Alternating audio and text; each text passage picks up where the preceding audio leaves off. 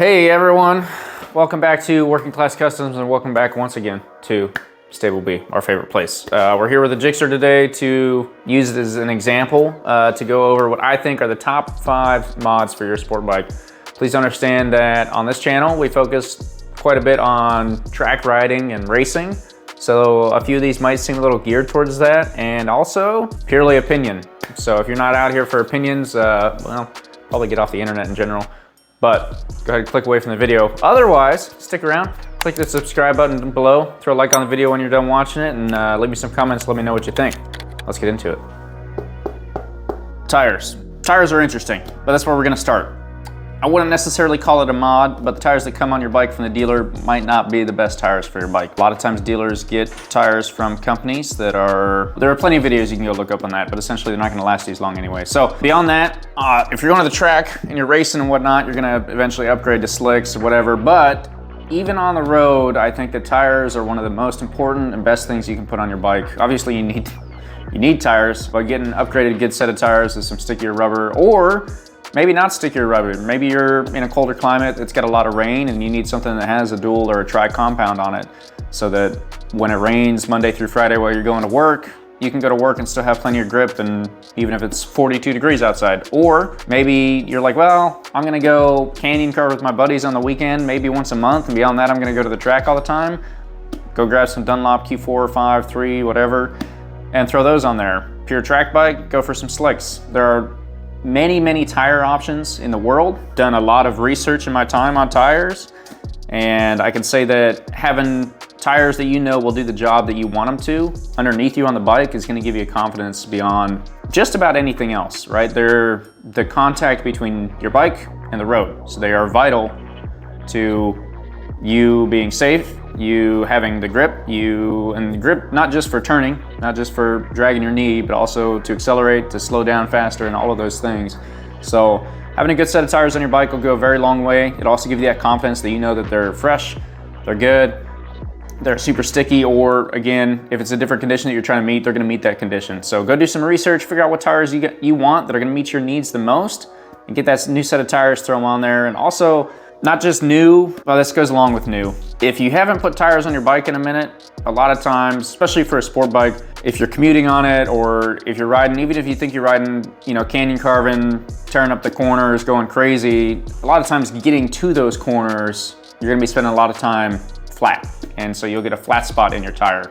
This one kind of has a little bit of that from burnouts, but you don't want flat spots in your tires. It's okay, you can definitely ride on them. They'll still have plenty of life left in them, but I guarantee if you go put a brand new set of on there that has a good round profile to it, you're gonna feel that bike liven up so much. It'll wanna turn in way more. It'll feel way more agile, super flickable, as people like to say. So go do your research on a new set of tires, get some new tires for the bike. That'll be mod number 1. All right, mod number 2, rear sets. Adjustable levers and things like that kind of go along in with this, but levers aren't gonna hit our list today, but rear sets are, in my opinion, a vital piece, and specifically adjustable. The more adjustability, the better off you are. Some bikes come with a little bit of adjustability from factory, and that's great, but if you can get even more than that, that's better.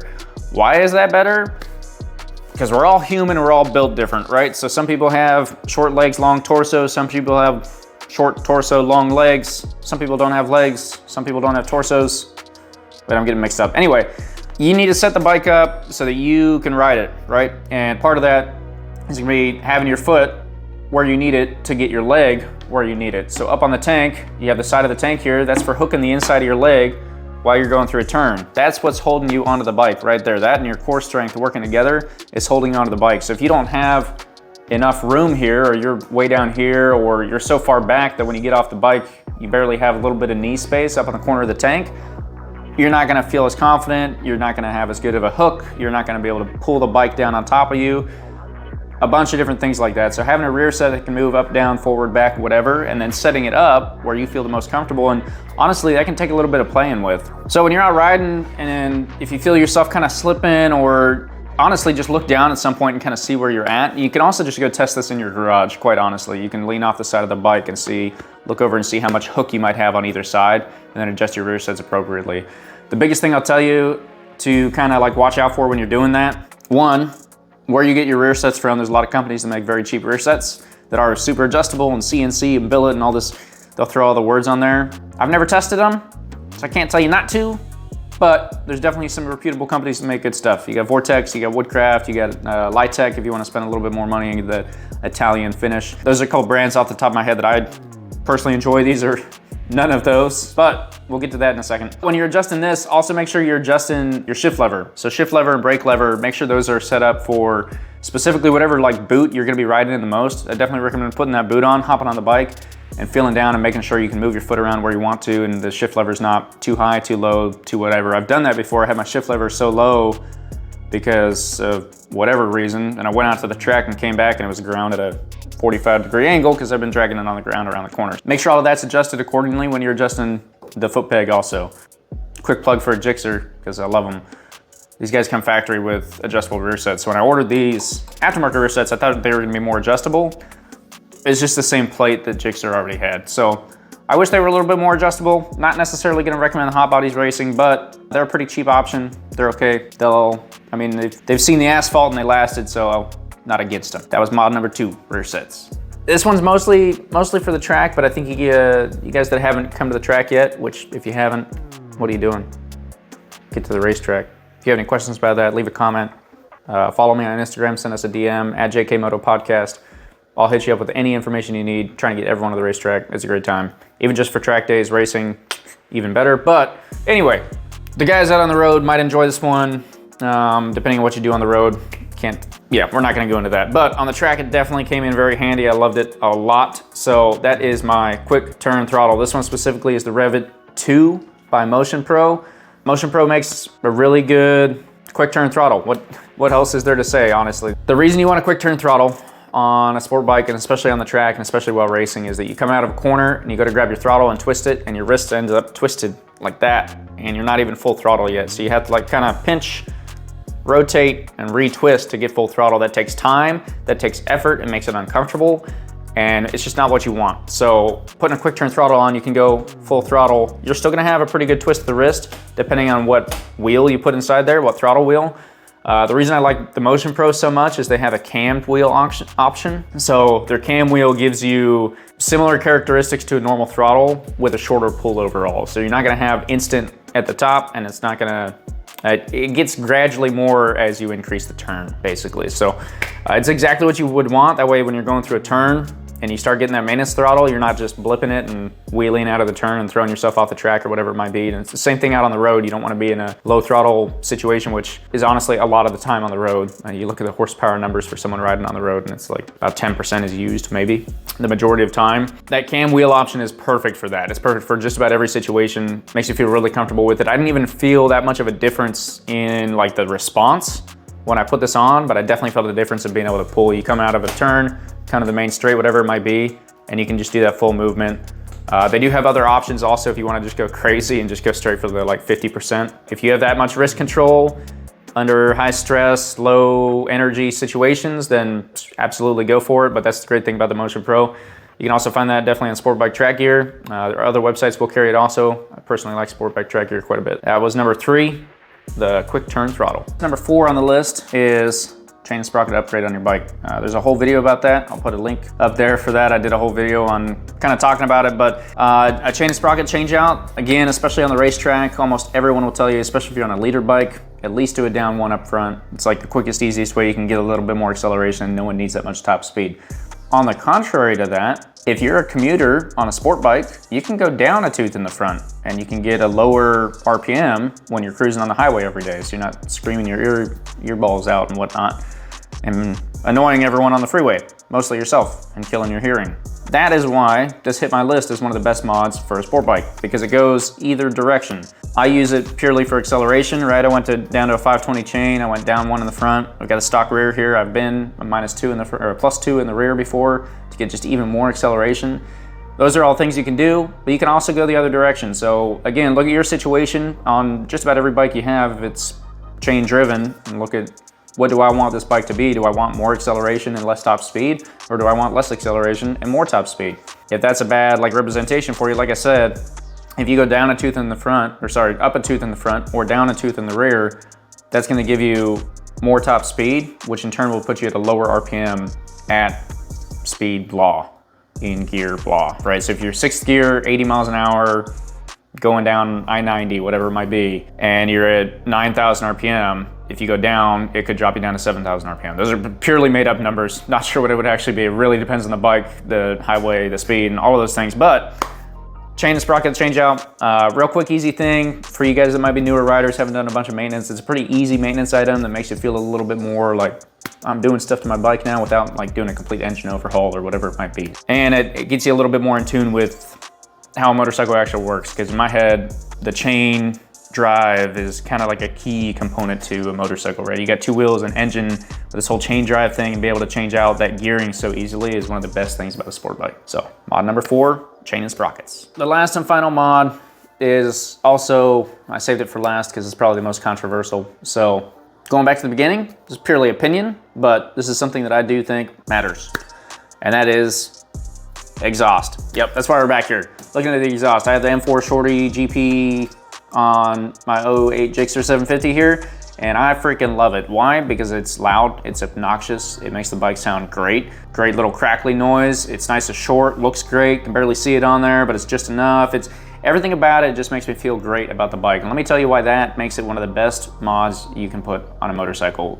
Is power important on a bike like this? Let's be honest, not really. With how much power they put out from factory, you don't need more. People that are out there searching for more power, especially if you're going to the racetrack and you think that's the mod you need, that's not why I'm telling you to put exhaust on your bike. The noise level, is it annoying? Wakes up the neighbors? Gets you kicked out of racetracks at times? Maybe, but at least for the M4, there are quieter inserts you can put in there to keep it a little bit more quiet. But if you are riding a bike that you don't absolutely love, you are less likely to put in the effort that is required to ride that bike at the top of your personal level, right? Whatever that might be.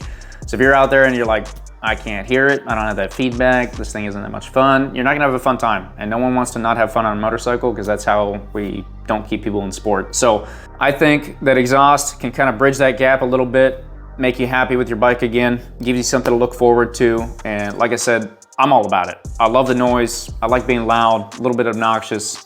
The screaming sound of inline 4 at 15,000 RPM, and then shifting, hitting 12 and coming right back up again. Nothing can really beat that in my head. And so from being a little kid and hearing sport bikes all the way to now, that's still like in my head, that's what a sport bike is. The V4s, they got their own place. The V-twins got their own place, but that inline 4 scream is just where it's at for me. And so I think that everyone can benefit from having exhaust on their bike for looks, for sound.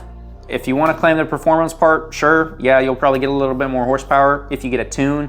I did want to touch on that real quick. If you're gonna put exhaust on your bike, you need to go get the bike tuned, 100%. For power, no, I don't care. You don't need more horsepower on your bike. What you need is proper fuel to air ratios inside the bike. Make sure the bike is running properly, otherwise you're gonna destroy your engine very prematurely compared to if you go get a tune and have everything set up correctly.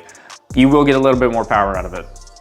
I don't think anyone's ever really gonna argue about getting more power, but that is not why I put this mod on my list. Put it here purely for self-satisfaction, make yourself love the bike, go pick something out that you like that's gonna make you wanna ride it more, because, well, riding is the answer. All right, that's gonna finish this up for our 5 mods, or 5 best mods you can do on your sport bike. Again, I kind of tailored that a little bit to track riding, but I tried to include you guys that aren't going to the track yet.